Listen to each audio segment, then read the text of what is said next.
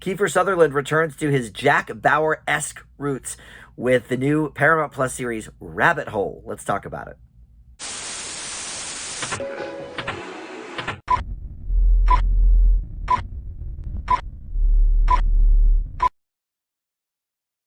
Hey guys, Dan here. This is Dan Reviews It. Welcome to my TV review for the Paramount Plus series Rabbit Hole. This is streaming all 8 episodes of the first season right now. No word yet on whether a second season will be coming or not. And I'll be honest, I didn't get through all 8 episodes. I watched a few of them for you so I could review it, but have not finished the season yet. So I don't know if it ends conclusively or not. But you know what? I feel like 24 every season kind of ended conclusively, right?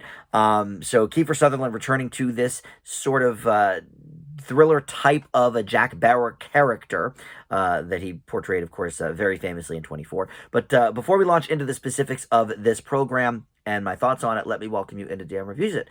Thank you for finding this video. We've got a ton of great movie and TV reviews for you to check out. I try to post something new just about every day, so please consider subscribing down below. Would love to have you aboard in that capacity if you're not already. And if you are one of my subs, I do appreciate it. Please consider liking this video down below or commenting. All that stuff does help out the channel. All right, so Keifer Sutherland, it seems like a show, and I don't know if this is the case, but it seems like a show that was built kind of around him. You know, it feels like no one else, could play this character quite as well as Keifer Sutherland, especially because we've sort of been to this dance before. He does it so well in 24 and sort of put his kind of imprint on cultural history with that character. So I don't know that they maybe built this series around him, but I would not be surprised. The basic premise is he plays John Weir this time around. He is a corporate spy whose bread and butter is deception, ruining lives. And so in his last mission, the tables get turned on him, and he is framed for murder. He finds himself at that point in a cat and mouse game to attempt to gain his freedom back. Also included in this show is Meta Golding, Rob Yang, and the great Charles Dance. We've seen him in so many things. He's one of those character actors. You definitely know him from something, or probably 10 things, but maybe don't know him by name. But he's great here as well as Dr. Ben Wilson. So this is the exact kind of show that you would expect to star Keifer Sutherland. In fact, I just reviewed a show not long ago that came out right around the same time earlier this year called The Night Agent on Netflix.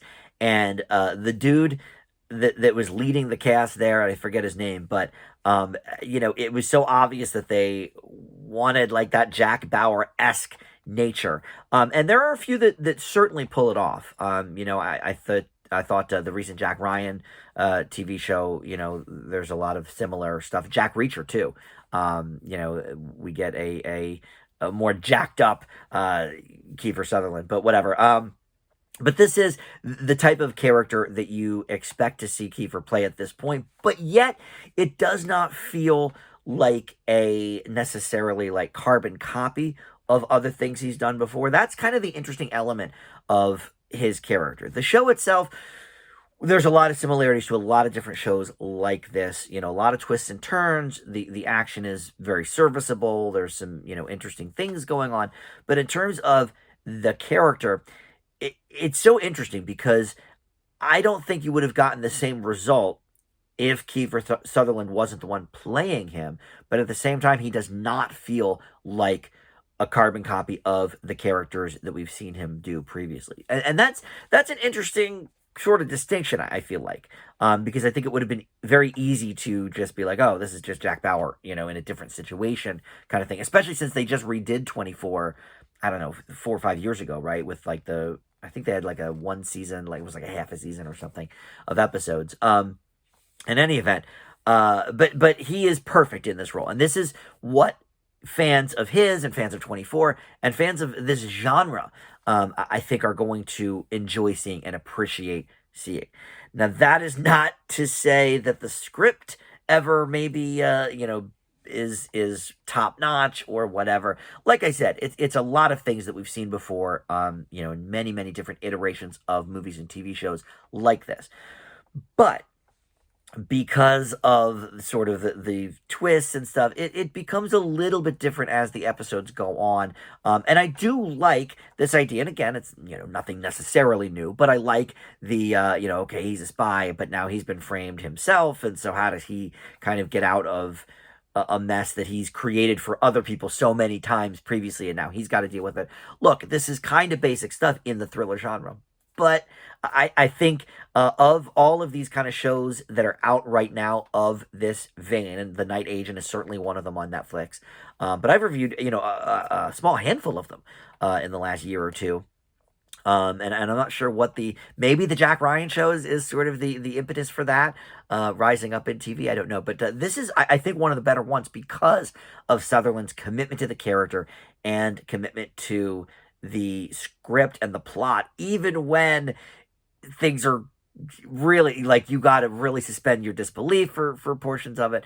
And I'm not always positive they get the tone right either. They're trying to do, like, 24 from my memory is not ever really a funny show here.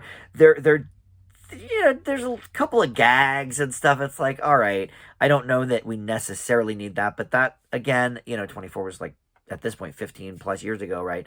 So it was, sort of a different animal where we wanted our dramas to be straight ahead dramas. Now we got to sort of plug the comedy in. I don't know that it necessarily hampers the show at all, but I would have liked to see maybe something a little more straightforward. Like, I feel like the Jack Ryan show is more straightforward than that, from what I remember. I only watched the first season of that, but from what I remember. But anyway, this is on Paramount Plus right now, and all 8 episodes are streaming. Don't know if we'll see a season 2. That remains to be announced. But for now, I give Rabbit Hole a B. Like I said, I do think it's probably one of the best out there of this current genre, this current crop of the action thrillers. All right, thanks for watching Dan Reviews It. We'll see you next time. Bye.